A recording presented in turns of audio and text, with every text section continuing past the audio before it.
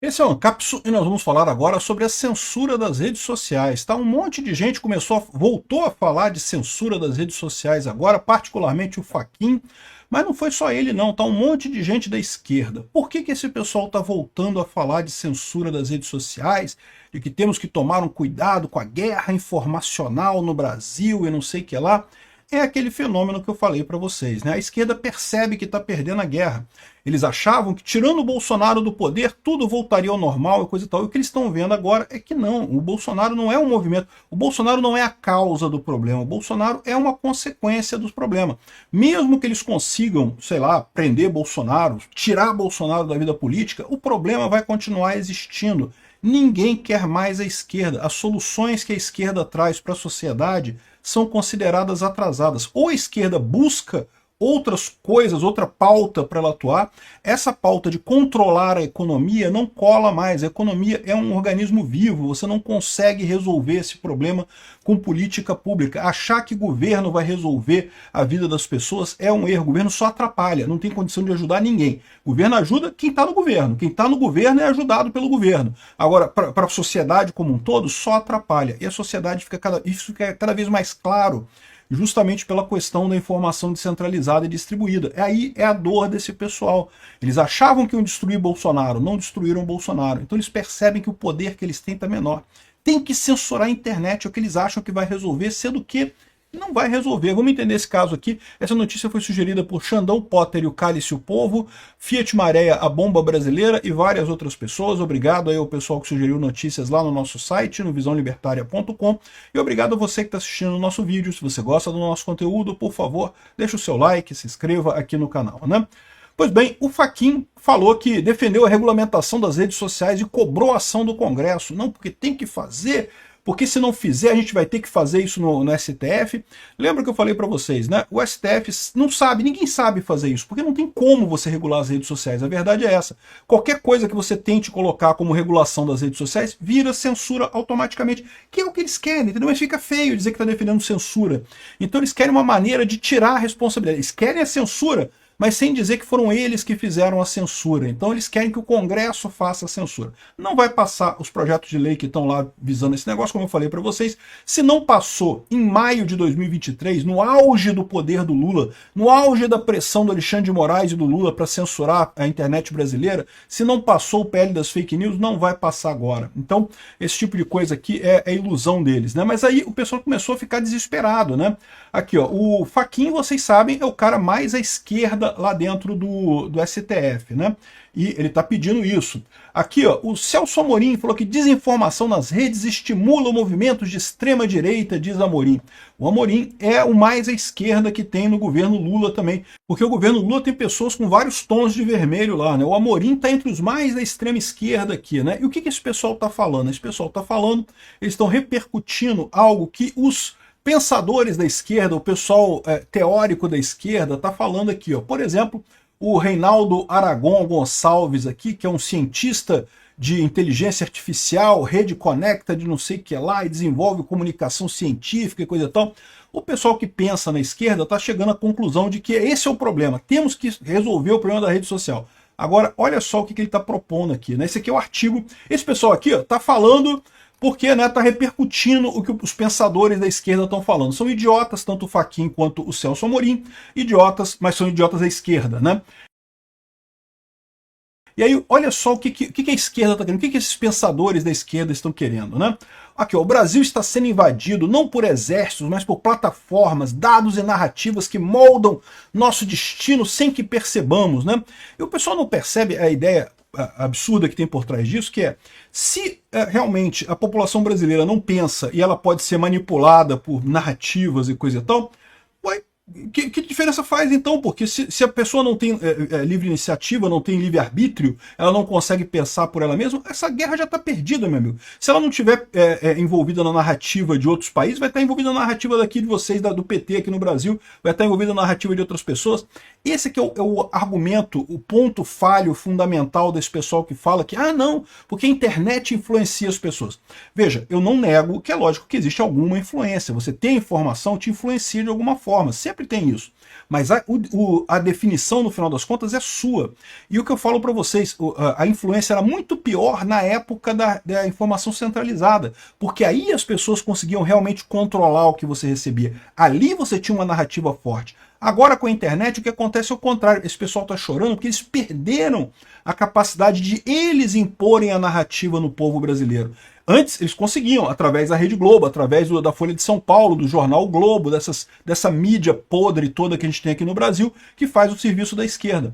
Agora que você tem informação descentralizada, as pessoas têm informação de várias frentes. Tem a minha informação aqui, mas pode pegar canal de esquerda também, vai pegar canal de um monte de gente. Só que a questão é, no final das contas, quem toma a decisão é o indivíduo. Isso você não pode ignorar. Se você é parte do princípio que todo mundo pode ser influenciado pela informação, acabou, não tem nada o que fazer, acabou. É uma guerra de narrativa, né?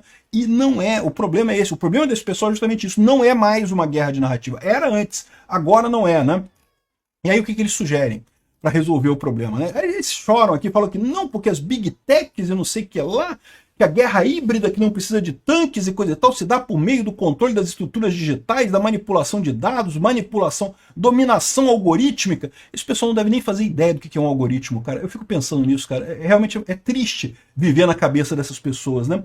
Enfim, aí o que eles... Olha a proposta deles aqui, olha só. Aqui, isso aqui é a proposta deles, ó. Deixa eu diminuir aqui para caber aqui, ó. Infraestrutura digital. Como é que está a situação no Brasil? Dependência das big techs estrangeiras. Exemplos internacionais. A China, que tem a internet autônoma da China. Olha o exemplo que o cara está dando. O que o cara quer é um modelo chinês aqui no Brasil, de fechar a internet para você só poder acessar o que o governo permitir, não poder conversar. E o pior é que não contaram para ele que a China também está perdendo essa guerra. Tá? A informação descentralizada é tão forte que mesmo lá na China eles estão perdendo essa guerra. A China parece mais isolada, muito mais pelo fator cultural e da linguagem, né? A linguagem chinesa, ela é uma linguagem difícil de nós aqui no Ocidente aprendermos, e também para o chinês se comunicar em inglês é muito difícil de fazer isso. A China tem 1 bilhão de pessoas, mas a maior parte da população é muito pobre, igual você vê aqui no Brasil. Muita gente aqui no Brasil ainda tem dificuldade com a língua inglesa, né? O que é um absurdo nessa altura do campeonato. Se você não sabe inglês, aprenda. É muito importante para você ter acesso a fontes de informação inglesas, né? De outros países. Hoje em dia, o inglês é a língua universal. Você, sabendo inglês, você ouve alemão, você ouve holandês, você ouve ucraniano, você ouve russo, você ouve todo mundo, né? Então, olha o que o cara está propondo. O cara quer um modelo chinês de infraestrutura de internet. É isso que ele está propondo na maior cara dura, que é, não, temos que fazer uma internet autônoma igual na China. Proteção de dados, vazamentos massivos, espionagem estrangeira. A Rússia obriga... Olha o padrão do cara. O ponto de controle dele é Rússia e China, né? Obriga o armazenamento em seu território. E, de novo, a Rússia é outro exemplo que está perdendo essa guerra feio. Esse pessoal gosta de dizer que não, porque se a gente controlar toda a informação, a gente vai ter acesso, e eles não percebem que o problema não é eu falando, não são os influenciadores médios como eu, ou grandes que tem por aí, falando coisas para as pessoas. Não é isso o problema. O problema são as pessoas conversando entre elas. É isso que é a espinha dorsal da internet. E isso continua existindo, mesmo quando você tem censura igual lá na China, mesmo quando tem censura igual na Rússia. A Rússia já tem uma internet isolada igual a China, e no entanto você tem muito mais contato com eles. Por quê? Porque é mais comum os russos saberem inglês e vice-versa, né? Então aqui, ó, plataformas digitais, ausência de alternativas nacionais. Não temos que fazer o nosso WeChat, o nosso Baidu, o VK e o Yandex. Caraca, bicho, que puta que pariu, cara. Que idiotice desse cara. Olha o esforço que vai ter para ter ferramentas que são muito piores no final das contas. O VK é muito ruim, o Yandex é muito ruim, e o Yandex saiu da Rússia, vocês sabem, né? O Yandex saiu de lá justamente por causa da tentativa de controle do Putin, né? O VK ficou lá como uma casca também. O cara que fez o VK criou depois o Telegram, que é o cara do Telegram, e saiu da Rússia também, né? Ou seja, que porcaria de desenvolvimento de plataforma. O cara quer implantar no Brasil o modelo da China e da Rússia. Aí depois, no terceiro ponto aqui, ele vai para a União Europeia, porque para não ficar feio, para não ficar dizendo que eu estou só pegando Rússia e China e coisa e tal. Ah, vamos pegar aqui a União Europeia com educação tecnológica, que nós temos que ter educação tecnológica. É meio que diferença faz isso? De novo, o que eu falo para vocês, educação tecnológica é sempre bom, tá? Eu acho que é positivo, você ensinar as pessoas como é que evita bugs, como é que evita informação falsa, isso é ótimo, mas isso não faz diferença. Ele botou aqui só para tentar botar a União Europeia no meio. Depois ele botou mais embaixo mais uma da União Europeia que eu vou falar aqui. Ó. Segurança cibernética, Rússia, unidades cibernéticas nacionais e coisa e tal. E a China também, fortalecimento de valores nacionais e guerra cultural e coisa e tal. Olha só, guerra cultural. O cara tá defendendo guerra cultural, meu amigo. Guerra cultural, para quem não sabe, na China, isso levou à morte de inúmeras pessoas lá, porque guerra cultural lá era assim. Se a pessoa tava espalhando mentira, isso foi na época do Mao Zedong, então não é recente não. Estava espalhando mentiras, teorias que iam em desacordo com o preconizado pelo partidão, a pessoa era humilhada publicamente e eventualmente morta, torturada e morta, né? Tem um caso no filme, no seriado do Problema dos Três Corpos, né, que é um seriado chinês, né, em que justamente o pai de uma das personagens lá, ele é sacrificado na Revolução Cultural Chinesa, porque ele lia livros de Albert Einstein. Não pode. Segundo o Partido Comunista Chinês, todo conhecimento pertence ao povo. Você não pode citar autores como Albert Einstein, porque essas pessoas estão, na verdade, roubando o conhecimento do povo e não sei o que lá.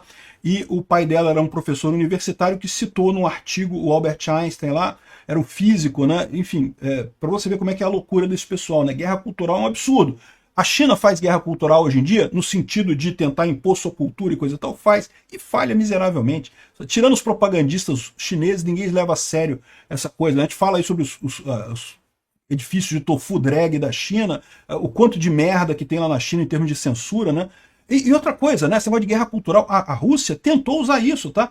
A Rússia contratou Rousseff num monte de lugar para tentar convencer as pessoas a apoiar a Rússia na guerra contra a Ucrânia. O que eles conseguiram? Conseguiram que meia dúzia de otários embarcaram nessa, né? Agora estão numa roubada, porque fazem o ciclo do Jackson Hinkle. Vocês lembram do Jackson Hinkle? Jackson Hinkle era um influencer muito conhecido lá nos Estados Unidos, tinha um canal com muita coisa, foi cooptado pelos russos, né? Eu imagino que os russos pagaram ele uma boa grana, né? Ele passou a fazer propaganda russa.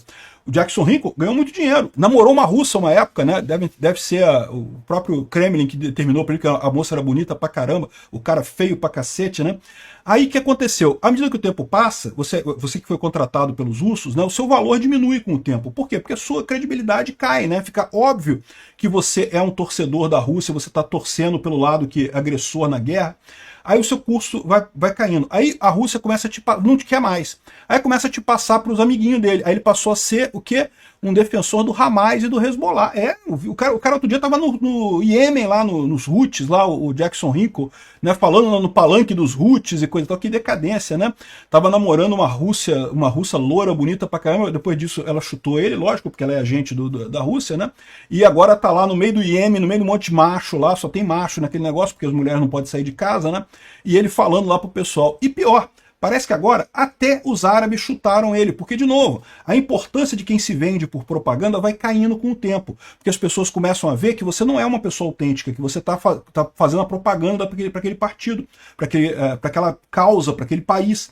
Então, no final das contas, o seu valor com o tempo vai caindo. É por isso que eu falo, aviso o pessoal aqui no Brasil que está nessa de fazer propaganda para os russos, pode ser muito bom, eles dão dinheiro, dão trocadinho e coisa e tal, pode ajudar o canal e coisa e tal, mas ó, isso a longo prazo é suicídio. Pode ver, o meu canal continua crescendo. O canal das Russetti aí, tudo empacado. Um monte de Russetti que começou a defender coisa russa aqui, tá tudo empacado no YouTube, não cresce mais, né? Por quê?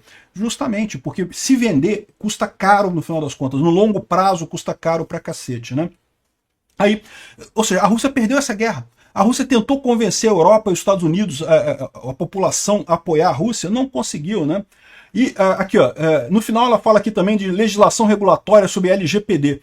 É muito engraçado que ele fala de GDPR, que a gente já tem LGPD aqui no Brasil, regulação efetiva do espaço digital. Eles quiseram dizer que, mas eu não sei se eles sabem disso, eles nem devem saber disso, né? Que a gente já tem a LDPR aqui no Brasil, que a LDPR é uma cópia, diga-se de passagem, muito mal feita da GDPR europeia, né? É o que mais os nossos parlamentares sabem fazer, copiar a lei europeia mal copiada, mal feita, né? GDPR já é um absurdo lá na Europa, ficou pior ainda aqui no Brasil. Né? Mas o que eles querem aqui, não porque temos que regulamentar o espaço digital, eles querem censura da internet. Então, isso aqui que a gente está vendo, esse é o que a gente está vendo, né? O pessoal da extrema esquerda, o pessoal mais à esquerda que existe no país, está começando a vir com esse papo de que temos que regular a internet, porque eles viram que esse é o problema. Eles não estão conseguindo. Eles achavam que botar o Lula na presidência, tirar o Bolsonaro, iam resolver o problema. E estão vendo que não vai resolver a coisa nenhuma, né? Estão comprando um problema maior ainda para eles daqui a pouquinho, quando a direita voltar ao poder. O curioso é que até o DCO está certo, que o DCO está falando aqui, está criticando esse artigo aqui do pessoal do Brasil 247, justamente falando que esse pessoal está querendo controle de redes sociais, querendo censura e coisa e tal. Impressionante, está acertando. Veja que até na esquerda você tem pessoas ainda acordadas nessa história. Eu discordo fundamentalmente do DCO, tá? O DCO prega coisas terríveis aí, mas no final das contas, nesse ponto eles estão corretos. A censura é ruim para todo mundo. Ninguém ganha com a censura. Até a esquerda tem que tomar cuidado, é o que eu falei para vocês. Todas essas ferramentas que a esquerda está criando para bater no Bolsonaro, para bater no bolsonarismo, daqui a pouco vai entrar um presidente de direita, vai nomear ministros do STF de direita, a gente vai ter um STF com maioria de direita, e todas essas ferramentas vão estar disponíveis para a direita, meu amigo. E aí? Aí a esquerda vai chorar e vai, mas não pode fazer isso, não pode usar essa lei contra nós e não sei o que lá. Vão chorar, mas é eles que criaram esse problema, né? Obrigado por assistir o vídeo até o final. Além de curtir, compartilhar e se inscrever no canal, considere se tornar patrocinador com valores a partir de R$ 1,99. Clique no botão Seja Membro abaixo para saber as condições e vantagens de patrocinar o canal. Mais informações sobre o nosso projeto, visite nossos sites indicados na tela.